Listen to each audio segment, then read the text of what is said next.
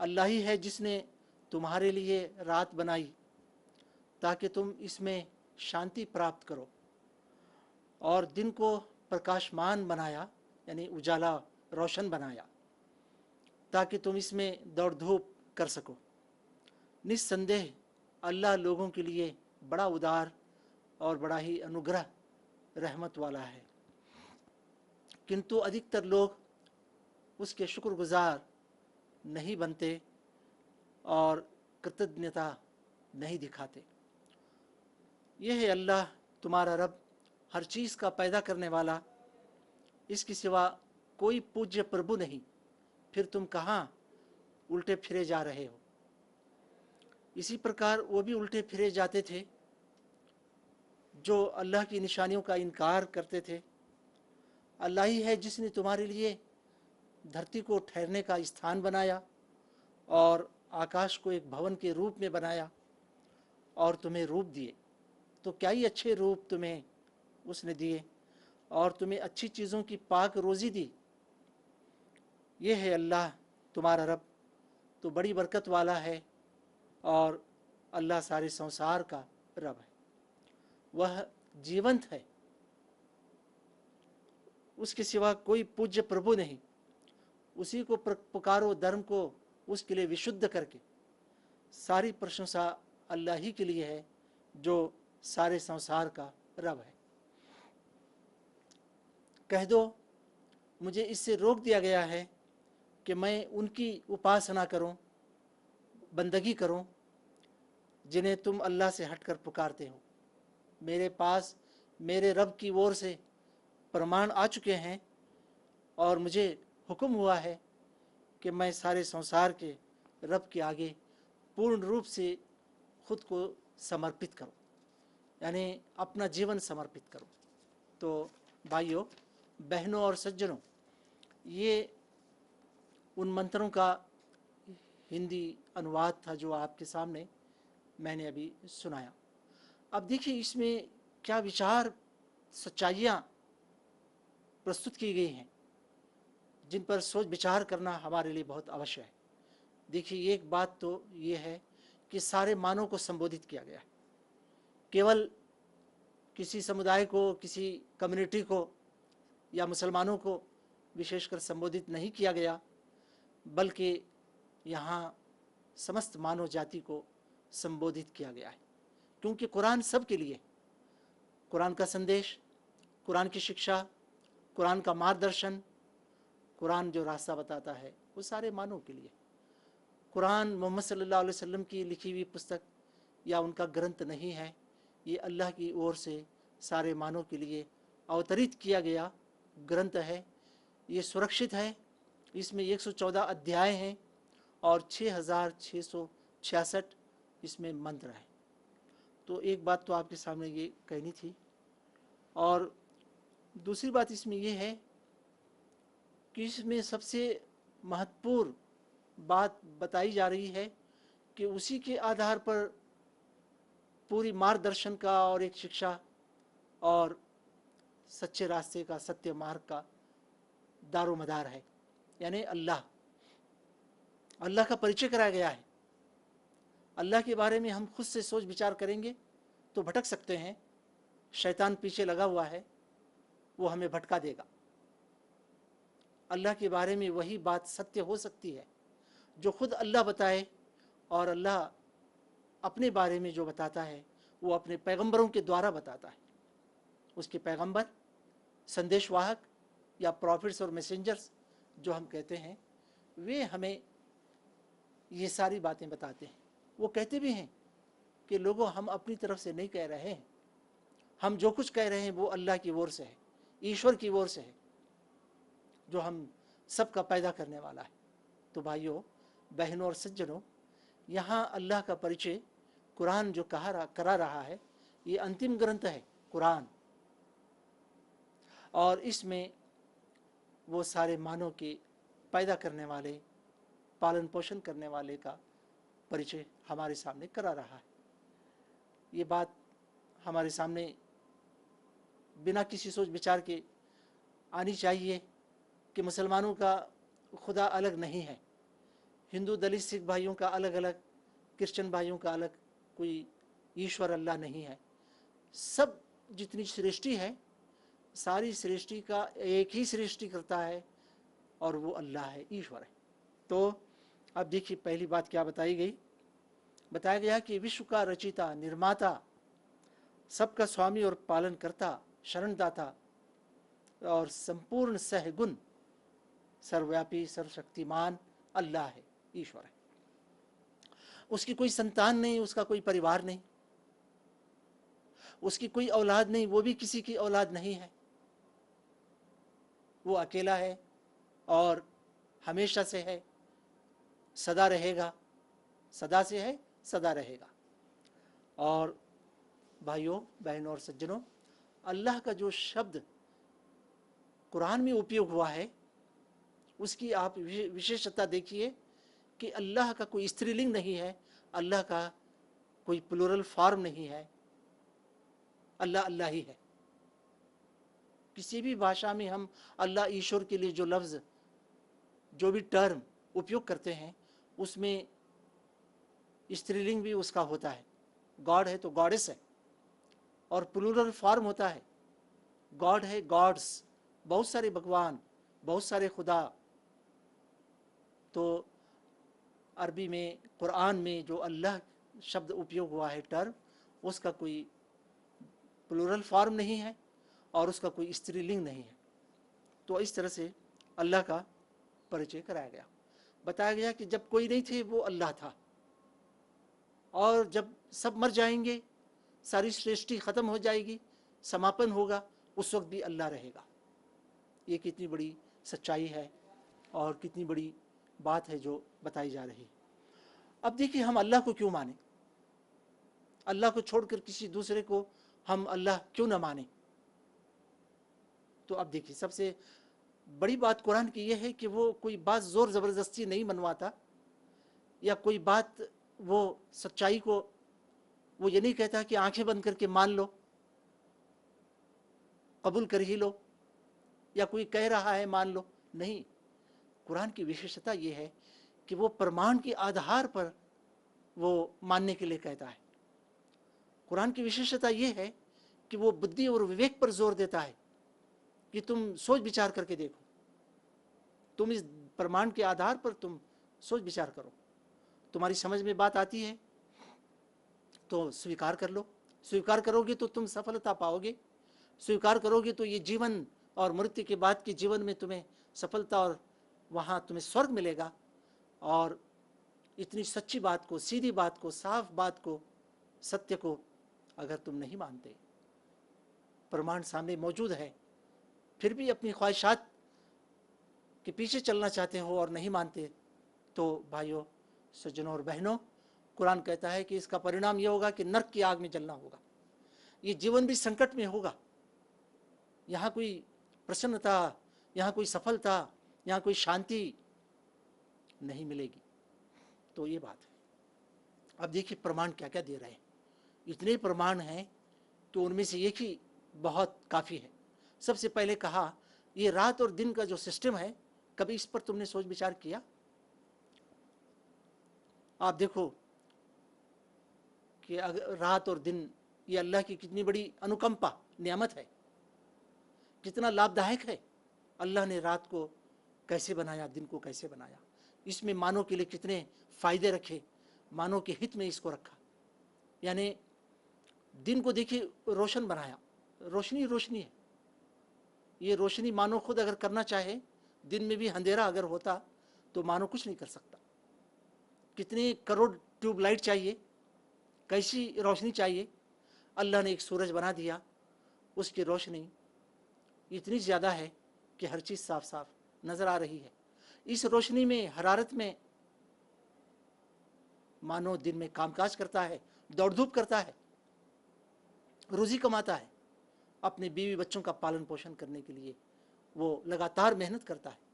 और जब थक जाता है तो अल्लाह के आदेश पर रात आती है, रात को देखिए अंधेरा बना दिया, उसमें रोशनी नहीं है, ऐसा अंधेरा बना दिया कि खुद ब खुद हमारी आंखें बंद होती हैं, हम सोने लगते हैं और एक तरह से हम मर जाते, मृत्यु हम अमृत हमारे ऊपर आ जाती है कि हम बेसुध पड़ जाते हैं थक थका के। तो ये रात और दिन किसने बनाए और इसमें ये लाभ किसने रखा? दिन को रोशन किसने किया? उजाला किसने दिया दिन में और रात में अंधेरा किसने किया? अगर रात ही रात होती तो क्या होता? जीवन कितना संकट में होता, कितना कष्ट में होता। अगर दिन ही दिन होता तो हम क्या करते? तो ये अल्लाह है जिसने सब किया और दिन और रात बराबर एक के पीछे एक आ रहे हैं। आधी दुनिया पर दिन है, वहाँ रात चल रही है, और जब वहाँ दिन होता है तो बाकी आधी दुनिया पर रात होती है। तो ये इस बात का प्रमाण है कि एक ही अल्लाह है जो दिन और रात पर हुकूमत कर रहा है, जो सूरज और पृथ्वी पर हुकूमत कर रहा है, अलग अलग नहीं है। अलग अलग खुदा होते, बहुत सारे खुदा होते तो ये कहता है कि अभी रात ज़रा लंबी होने दो, बहुत ज़्यादा लंबी नहीं हुई रात।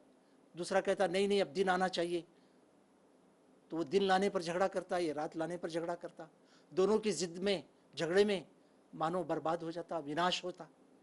तो ये सिस्टम है जो अल्लाह ने बनाया। इस पर सोच विचार करने के लिए कहा जा रहा है कि अल्लाह तुम्हारे लिए कितना दयालु है, कितना कृपाशील है, कितना अत्यंत दयावान है। अब इसके बाद में देखिए दूसरी चीज़ बताई कि अल्लाह हर चीज़ का सृष्टि करता है, खालिक है, क्रिएटर है, उसी ने हर चीज़ को पैदा किया है। अल्लाह को छोड़कर जिन दूसरों की पूजा प्रस्तिश उपासना हम करते हैं, आप बताइए क्या वो एक मक्खी भी पैदा कर सकते हैं? एक कीड़ा मकोड़ा वो पैदा कर सकते हैं? एक चिड़िया को वो बना सकते हैं? नहीं।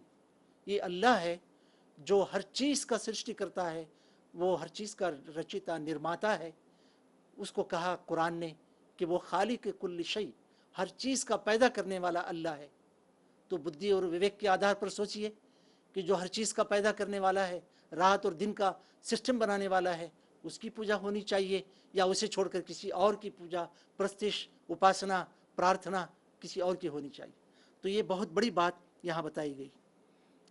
फिर बताया गया कि देखो इन बातों पर सोच विचार नहीं करेंगे तो शैतान लगा हुआ है, वो भटका देगा। आज मानव भटक रहा है, सत्य मार्ग को छोड़ चुका है, उसका कारण यही है। फिर इसके बाद और प्रमाण दिए जा रहे हैं सोच विचार करने के लिए। अब देखिए क्या बात कही गई। अल्लाह ने पृथ्वी को बनाया, धरती को बिछाया और इसमें तुम आराम से घर बना रहे हो, कई कई माले की बिल्डिंग बनाते हो, कई कई फ्लोर के आकाश को छूने वाली बिल्डिंगें बना रहे हो, तुम्हारी सड़कें बन रही हैं, इस पर गाड़ियाँ दौड़ रही हैं, हवाई जहाज़ दौड़ रहा है। ये सब कुछ तुम्हारे लिए अल्लाह ने बनाया। ये पृथ्वी और धरती को इतना आरामदाह किसने बनाया? इसमें तुम्हारे लिए वनस्पतियाँ उग रही हैं, बहुत ही टेस्टी किस्म की ग़िज़ा, फल फूल, आँखों को बहुत ही लुभाने वाले, और उसमें बड़ी तुम्हारे लिए प्रसन्नता, तुम्हारे लिए आत्मा को शांति, उसमें सब कुछ मिल रहा है। बताओ ये सब कुछ किसने बनाया? धरती और ये पृथ्वी क्या चीज़ है? आप देखिए, ये एक गोला है, गेंद है जो घूम रही है अपने आप में भी और सूरज के अतराफ में चक्कर लगा रही है। इसमें थोड़ा भी हलचल और कंपन नहीं है। अगर इसमें हलचल होती, कंपन होता तो तुम सुकून से रह नहीं सकते थे। ये व्यवस्था किसने की है? और फिर देखिए साइंस कहती है कि इस धरती के ऊपर 500 मील ऊपर तक एक हवा का रद्दा गिलाफ चढ़ाया गया है और ये तापमान को कंट्रोल में रखता है।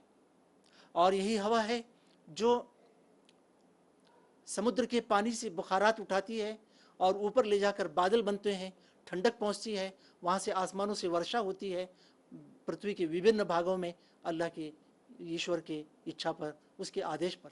ये सारा व्यवस्था किसने किया है? ये बारिश नहीं होती तो हमारा जीवन चल सकता? ये हवा नहीं होती तो हम यहाँ रह सकते?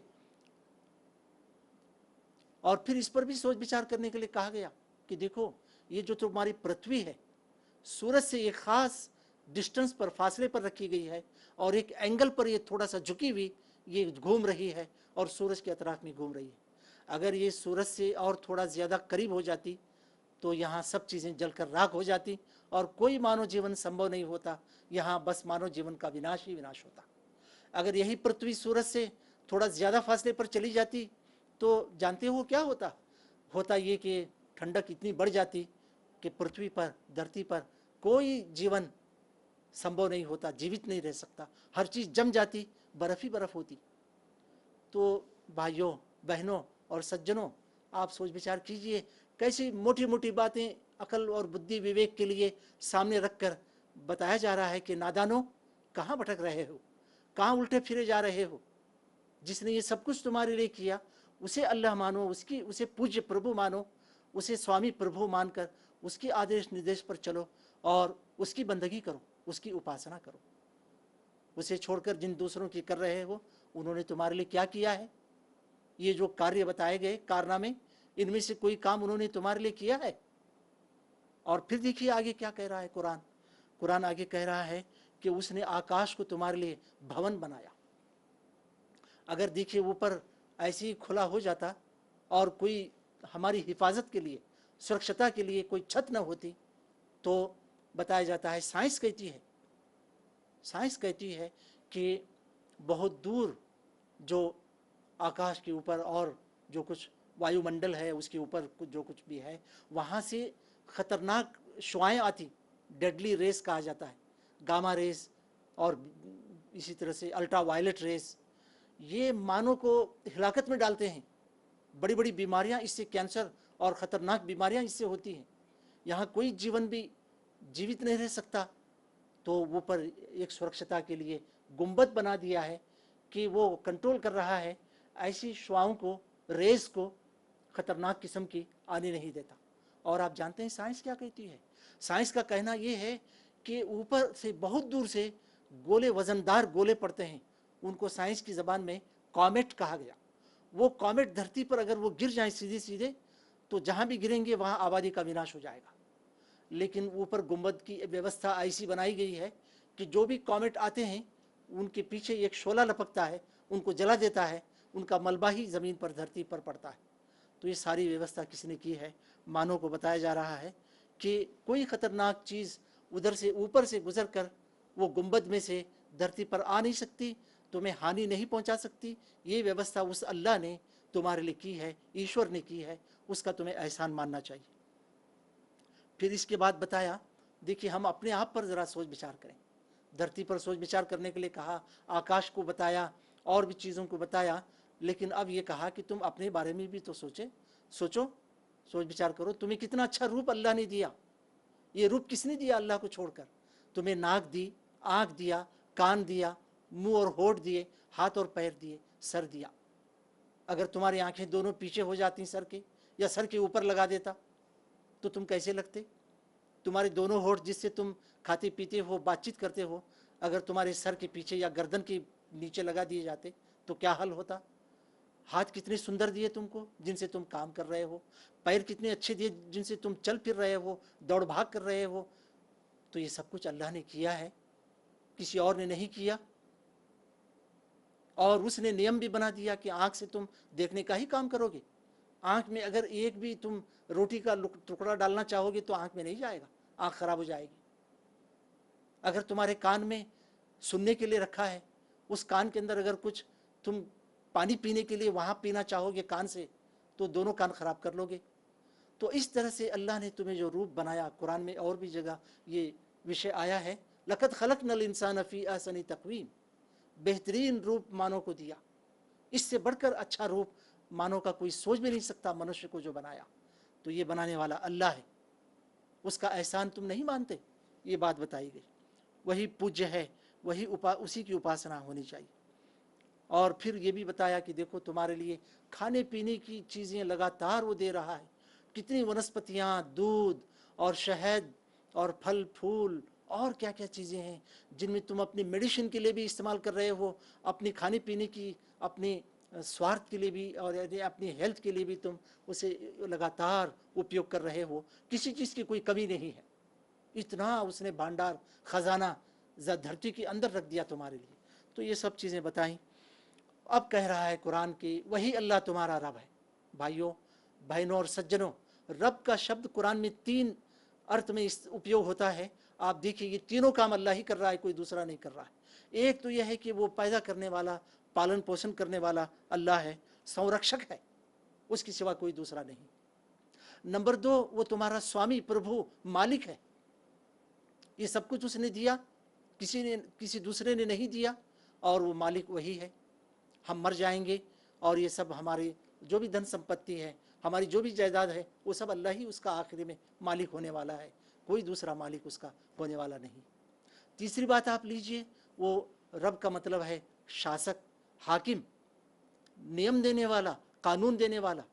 आप बताइए, जब हमारी आंख अल्लाह के आदेश पर काम कर रही है, हम अल्लाह की इच्छा अनुसार आंख को हटाकर किसी दूसरे काम में नहीं लगा सकते। हम ऐसा नहीं कर सकते कि आंख से खाना खाने का काम ले लें, सांस लेना शुरू कर दें, संभव नहीं है।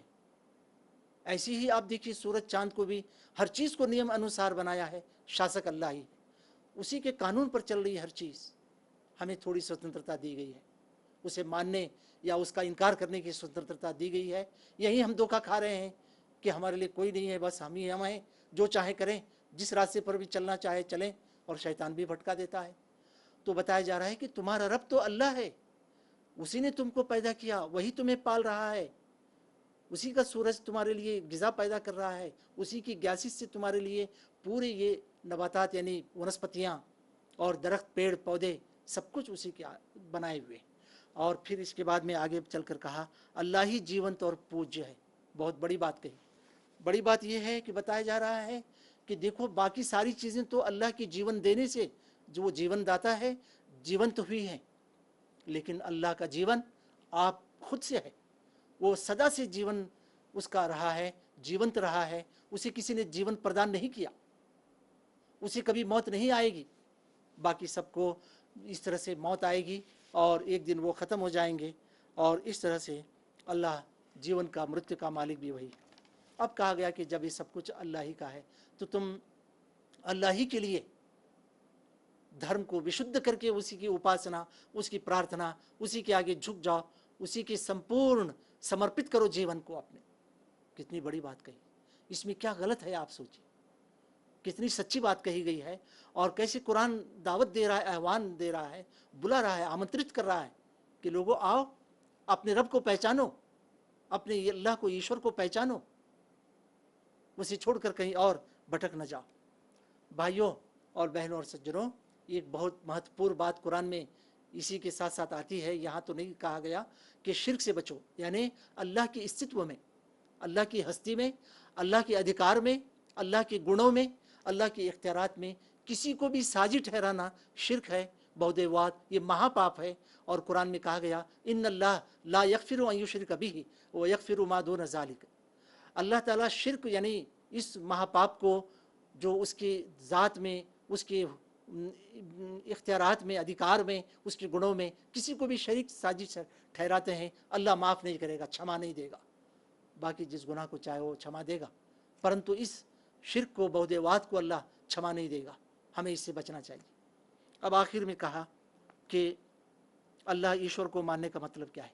अल्लाह ईश्वर को मानने का मतलब यही है कि हम अल्लाह को केवल सृष्टिकर्ता मानकर रह न जाएं।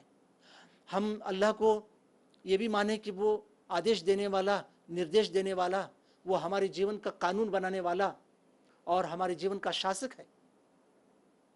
और हम अल्लाह के साथ किसी को साझी न बनाएं, न पैदा करने में, न पालन पोषण में, न कानून और हुक्म देने में।